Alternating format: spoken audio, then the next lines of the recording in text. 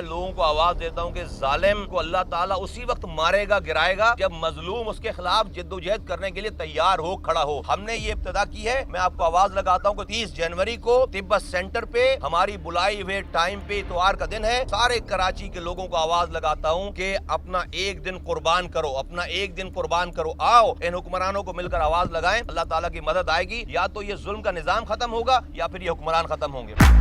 آخری دفعہ اللہ تعالیٰ نے یہ شہر ہمارے ہاتھوں سے بنوایا تھا. اللہ کا شکر ہے کہ ہم نے یہ شہر بنا کر دکھایا. راتوں میں جاگ کر کام کرنا ہم نے سیکھا ہے. ہم اس شہر کو اور اس صوبے کو, اس ملک کو دوبارہ بنا سکتے ہیں.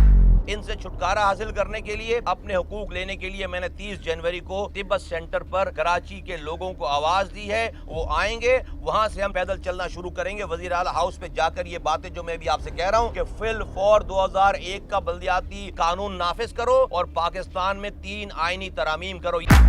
30 جنوری کو انشاءاللہ تعالیٰ سر سے کفن باندھ کر نکلیں گے. اور ہم نے پہلے کہہ دی یہ بات کہ اگر یہ کالا قانون چلا تو سیاست کی پھر ضرورت نہیں ہے. اگر یہ قانون, لوگوں کے حقوق چھیننے والا قانون بھی چلے اور ہماری سیاست بھی ساتھ چلے, بالکل پاک سے زمین پارٹی ایسی سیاست ہی نہیں کرنا چاہتی. ہمارے لیے زندگی اور موت کا مسئلہ ہے. تو میں سب لوگوں کو کہتا ہوں کہ اگر جو لوگ خاموش ہیں وہ پھر ظالم کے ساتھی ہیں. اگر کچھ خاموش رہ گیا